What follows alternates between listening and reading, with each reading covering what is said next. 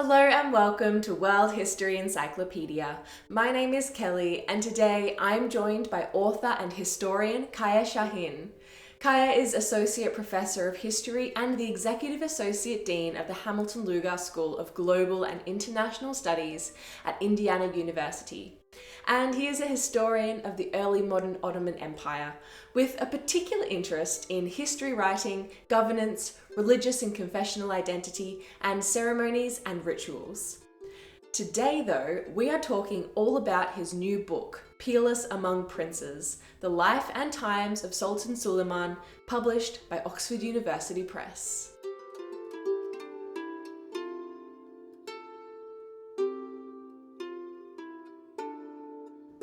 Thank you so much for joining me today. It is a pleasure talking to you. Thank you, Kelly. I appreciate your invitation and the opportunity of talking about my book. I'm so excited to talk to you all about your new book. So why don't we start with what it's all about?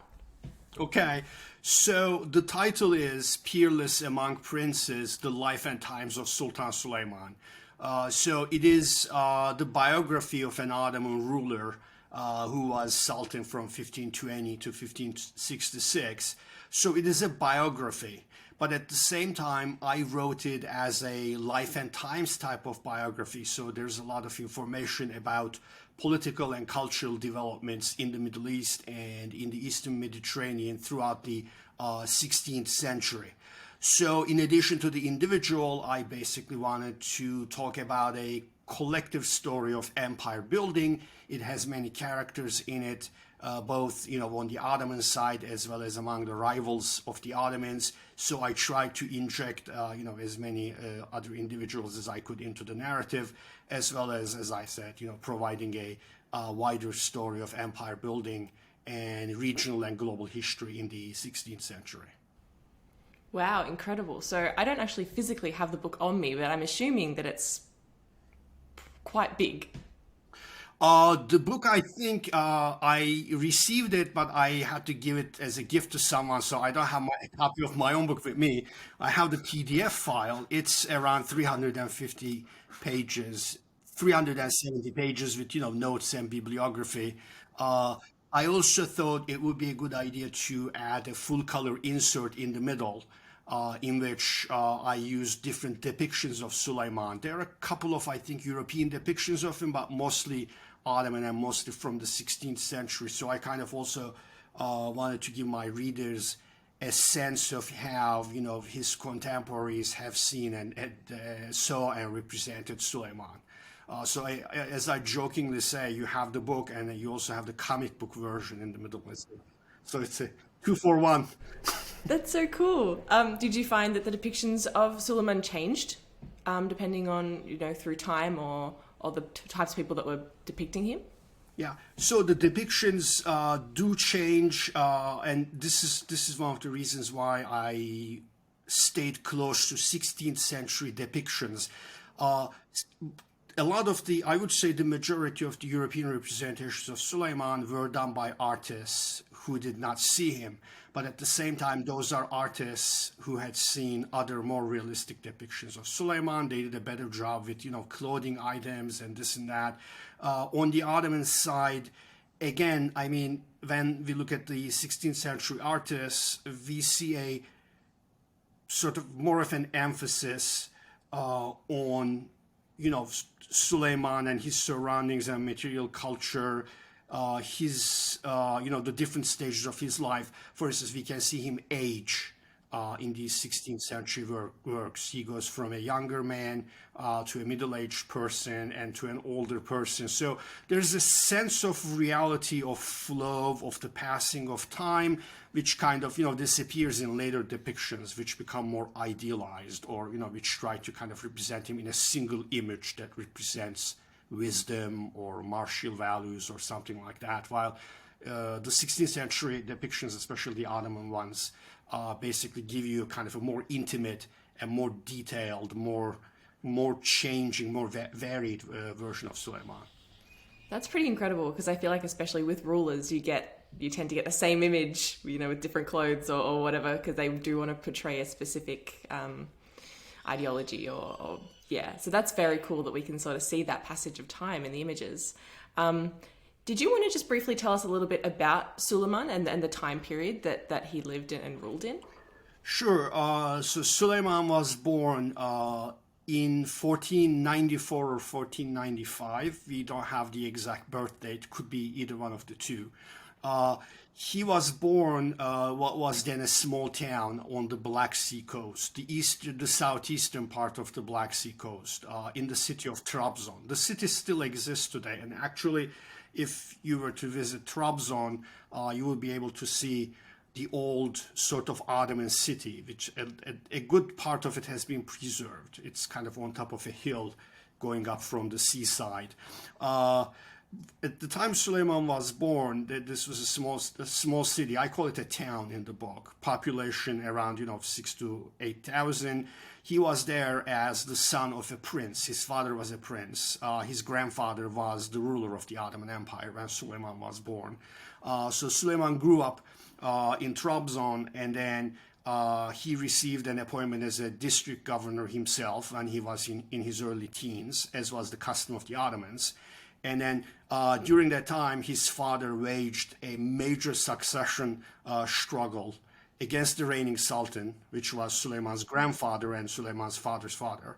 And Suleiman's father basically prevailed, as a result of which Suleiman became heir apparent. And then in 1520, as his father died, he came to the throne unopposed. But he basically spent the first part of his life under the stress of these kinds of things. Life in a relatively small town in an isolated part of the Ottoman realm, the succession struggles that his father waged. I speculate a little bit about this in the book, but he must have thought oftentimes that he was bound to be executed by one of their rivals, because his father was not, at first sight, his father was not the the wealthiest or the most powerful claimant to the throne in the 1510s. After he became to the throne as the only candidate, he went through a sort of period of transition during which he tried to prove himself. He tried to create a kind of a martial reputation for himself. He also tried to create a reputation for himself as a just ruler. So we see him trying to get from under the shadow of his father, who was a very famous and accomplished military commander. And then after the first couple of years of transition, we see Suleiman execute a fairly radical transformation of the upper echelons of the Ottoman elite. He basically, starts kicking out the old guard and replacing them with his own creatures. And this is also the time in which he starts developing a fairly ambitious imperial agenda.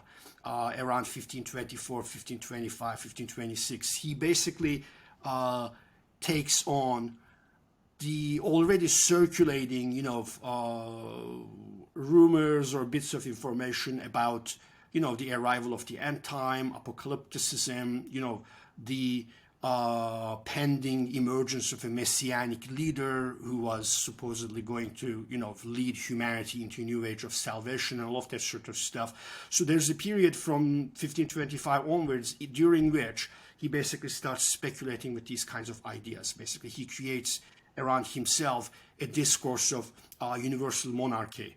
And he basically he competes with the Habsburgs on the European front, both around the control of Eastern and Central Europe and the Eastern Mediterranean, but also around ideas like, who is the true emperor. I mean, this may come quite surprising to a lot of listeners who are well versed in European history, because they would be familiar with these kinds of ideas, like the notion of a last emperor, this and that from European history. But Suleiman's period is a time in which the Ottomans also basically start using these kinds of ideas in their ideological speculations and in their political claims against the Habsburgs. So Suleiman basically engages in a very intense struggle with the Habsburgs in the second half of the 1520s, and basically to the end of his reign in 1566, but the 1520s and 1530s up to the mid 1540s, this is kind of the high point of his competition with the Habsburgs. He also has another rival further east, the Safavids of Iran.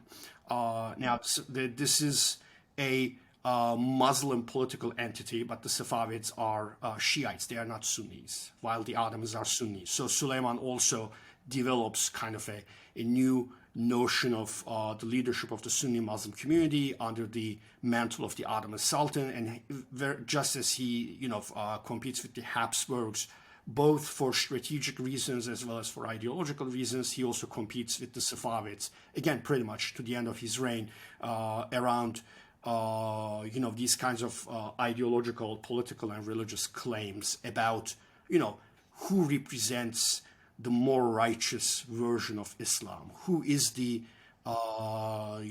rightly guided and genuine leader of the Muslim community. Those kinds of things. I mean, those kinds of speculations are very, very important in his political life. And this is an agenda that he obviously, inherits from others. But we can see that, he was himself quite adamant about developing and about furthering this agenda. I'm going on quite a lot about this to underline the fact that, these pre-modern rulers, we usually have a patronizing understanding of them as being less sophisticated than, a modern politician or modern cultural figures.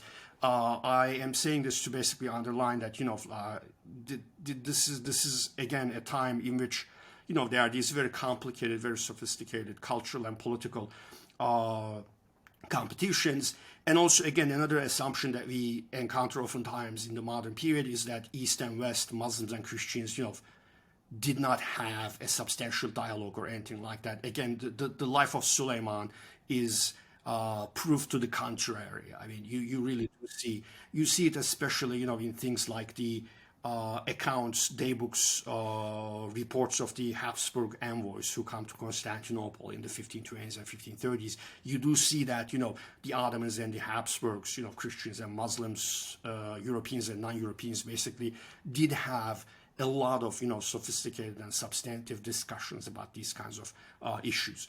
But to go back to Süleyman, and then, I wrote the book chronologically from beginning to end for a couple of things. I wanted to talk about his childhood because almost nobody talks about his childhood. But I also kind of wanted to talk about his life by following the natural cycle of, a human life. So going back to your initial question, about Süleyman. So after doing all this difficult childhood, he comes to the throne, ideological speculations and this and that. And then starting with the early 1540s, he kind of hits middle age. And the Imperial project that he manages and supervises in the previous decades kind of also becomes, I don't want to call it less dynamic, but I would say less experimental. So in middle age, he enters a kind of period of institutionalization and he starts thinking about his legacy. So he basically emerges as a major patron of charitable works. He supervises the composition of a major illustrated work of history that narrates the story of his reign. And this is a work that's completed in the late 1550s, but we know that, the conception begins in the mid-1540s. He has a major mosque and a charitable complex around it built to his name. It is called the Süleymaniye Mosque, and you can still visit it in Istanbul, and it is still an equally impressive building. So in the sort of middle age, in the second half of his life, he starts building this legacy. The Ottoman Empire basically becomes more institutionalized in the sense that the bureaucratic apparatus expands, the legal institution, which is already considerable, expands further.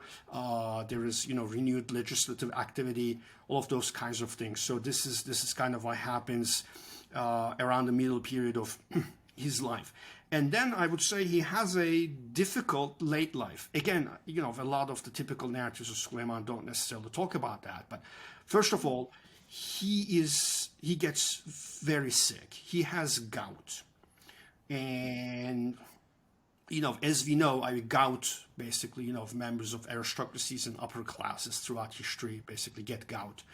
He has a fairly severe case of the gout that immobilizes him at times for several weeks.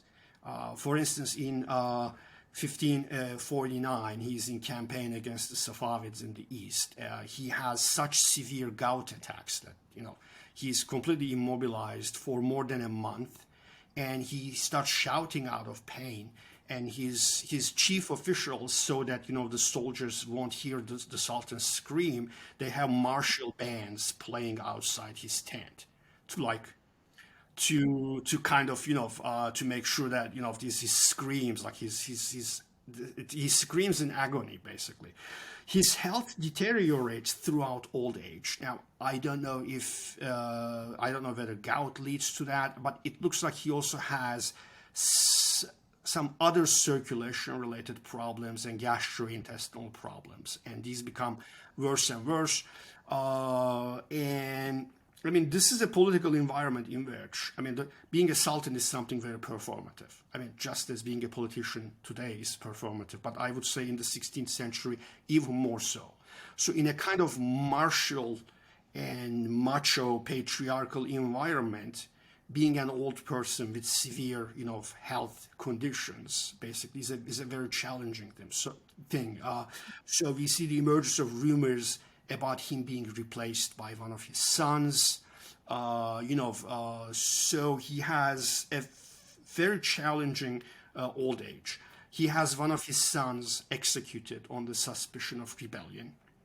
A couple of years after that, another one of his sons rebels. This time, it's not an allegation anymore. One of his sons openly rebels against him and against another son.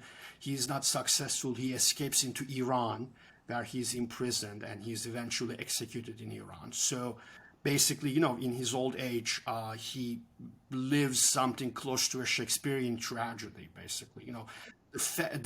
He's very keen on family life. I can see that. It's, sometimes when you write these kinds of biographies, you get the feeling that, there are certain things that jump at you. I don't want to speculate, but in the case of Süleyman, unlike in the case of his father, there is a part of him that really wants like a kind of family happiness, a kind of closeness, a kind of intimacy. He's able to create that, but then, in his old age, he also sees that kind of a sort of, family structure or family happiness implode under the strain of political tensions. So he gets sicker and sicker. He has two of his sons executed. His remaining son, he has another heir for the throne, but it's fairly obvious that, in terms of dynamism, initiative, skills, the remaining son is not the best candidate for the throne. He has another son who has a congenital defect. He also dies in 1555 out of natural causes, but that's something that he finds very painful. It's very obvious. So he basically spends the last decade and a half of his life basically dealing with these kinds of tensions. And then in 1566, he decides to go on one more campaign. Also, his beloved wife, Hürrem, dies in 1558. So he gets lonelier and lonelier. You kind of start seeing it. I'm not trying to humanize him that much, because this is a person, who decided over the fate of tens of thousands of people during his reign. But at the same time, you get to see these sorts of personal dimensions. So his wife dies in 1558. He's lonelier and lonelier. And then in 1566, basically, he decides to go on one more campaign, as if, to prove himself, to remember, the glory of his youth and stuff like that. It's not a very major campaign. He could have easily sent one of his frontier commanders or one of his ministers. But no, he insists on, leading the army himself. And again, he keeps having health problems during the journey. He gets so sick that he's unable to ride on his horse. So they have a cart for him, which again is a kind of a loss of face, because, being on your horse, appearing to your soldiers and stuff like that. These are important things. And he dies in early September 1566 while besieging a Hungarian fortress that's of minor importance, I would say. So that's where he ends his life. Wow. That's a busy life full of Yeah. lots of ups and lots of downs, I would say. Yeah. So would you say that you wrote the book so that you could sort of go into detail of the parts of his life that haven't really been shown? Or was there another reason why you decided to write his biography? Yeah, that's an interesting story. I was sitting in my office, I think in 2016 or so, and the phone rang. We don't even have those stationary phones anymore. But, the phone rang and I picked it up, and there was another person on the other side of the line saying, "Hey, I read your first book. I liked it. Would you consider writing a biography of Süleyman?" I thought it was a prank. I have those kinds of friends, who could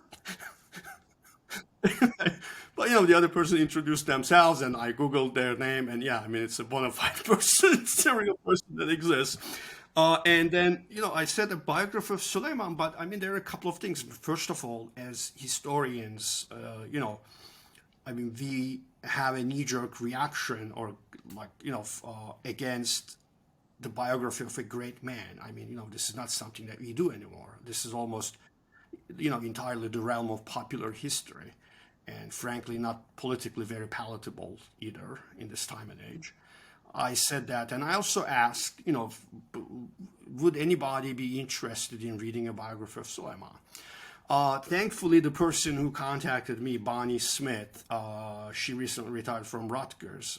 She is a specialist on the history of early modern women. So Bonnie is not someone whose feminist credentials could be questioned. So she told me, look, I mean, I'm not asking you obviously to write, the story of fire and glory and, battlefields and stuff like that. But she said, yes, I mean, it would be useful to revisit, the life of someone like Süleyman. And she also talked about a research that I believe either Oxford University Press or someone else had done. They went to U.S. college campuses and they asked students, give me 10 names whose biography you would like to read. And Süleyman's was apparently one of those. There were other obvious picks, I think, Henry VIII and stuff like that. But, so I was positively surprised. So I started writing it, but this was supposed to be a much shorter, minimum notes, geared for an undergraduate audience type of project. I finished it, I submitted it to the publisher, but then the series in which the book was going to appear folded. So that was a time when I really didn't know, that what I wrote would see the light of day, but it was a nice exercise. I spent a couple of summers working on that, collecting my thoughts on the subject. But then someone else from Oxford University Press contacted me, Susan Ferber, the chief editor who also handles the history collections, and she said, I really like this project, but this is worth more attention. So let's turn this into a regular book, into an academically researched sort of biography of Süleyman that will also have the potential of appealing to people who are not academics. And then I accepted. I kind of had a draft in my hands, but I think the book is 3 times larger than the first one that I had written for undergraduate audiences. So this is kind of the story behind it. Why did I write it? I mean, number one, I spent a good part of my life, studying the 15th and 16th centuries, roughly the time during which Süleyman lived. I kind of followed in the footpaths of my academic advisor, Cornel Fleischer, at the University of Chicago. And I studied, and I continue to study the 16th century as a major turning point in human history. Kind of, the beginning of a kind of modernity, not necessarily obviously the, Western Europe dominated capitalist modernity, but a kind of different modernity, or an early modernity in which non-Western actors and entities like the Ottomans, the Safavids, the Mughals in India, the Ming and then the Qing dynasties in China, basically played crucial roles in the history of the world. This is, as far as I see it, the first veritable age of globalization, in the sense that, we are able to talk about a globalization in the circulation of goods, but also in the circulation of ideas and in these kinds of, sophisticated and complicated exchanges among different polities. So as such, I thought using Süleyman as a kind of, window through which I could get people to look into that, complicated history of the 16th century might be a good idea. So, from sort of an academic perspective, that's I would say the reason why, I said yes to these two different invitations, and I ended up writing this biography. Not to write a biography, but to use a biographical perspective in order to tell a story about a wider period, something like that. Fabulous. That's incredible. So maybe just one more question before we close up. Whilst you were working on the book and doing your research, moving from one draft to the second, was there something in particular that struck you as incredibly fascinating or interesting or surprising that you weren't expecting to read or learn about as you were researching? There are a number of things. First of all, in terms of the sources, I was once more amazed by sort of the plurality of perspectives that you find in Ottoman, Safavid, and European historical and diplomatic sources of the period. These are really worth revisiting, because this is a time in which, both in Europe as well as in the Middle East and in other parts of the world, one of the, I think, consequences or reflections of this new kind of globalization, but also a new kind of a new age of empire building, is the explosion in the written word. And people coming from different social backgrounds, people with different political agendas, have written, narratives about the time in which they lived. So I knew that, but I realized as a historian, you kind of internalize the sources that you work on. So while looking at them from the outside with kind of a fresh eye, I was once again struck by, how many different kinds of voices and approaches we can get from the sources of the period. And as I was telling you a little while ago, I was also, particularly fascinated by these European diplomats, reports, recollections of their service in Constantinople, and have, the dialogue about the political situation in Europe within the Ottoman Empire, or these sorts of ideological debates, how that dialogue was very, very, very lively and very detailed. That was also very fascinating. Two more things: chance and contingency. Again, obviously these are things that, everybody is aware of. But still, even in a well-established empire, even, within the well-regulated life of an imperial figure, chance and contingency play such important roles, and they make everything so unpredictable. There are twists in the life story of Süleyman that, if I had read them in fiction, I would have found it hard to believe. And yet, here they are. His survival, his father's survival, for instance, during those succession struggles, is nothing short of miraculous. Obviously, it is not a miracle, it is a matter of chance. So that was the other important thing. Also, writing a biography, interestingly enough, makes you think about yourself.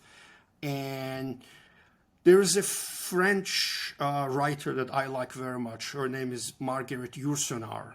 She wrote a well-respected book, but very few people would remember it. I'm sure if I asked my students, nobody would have heard of it. She wrote something called, she wrote a number of mostly historical novels. One of them is called The Memoirs of Hadrian, the Roman emperor.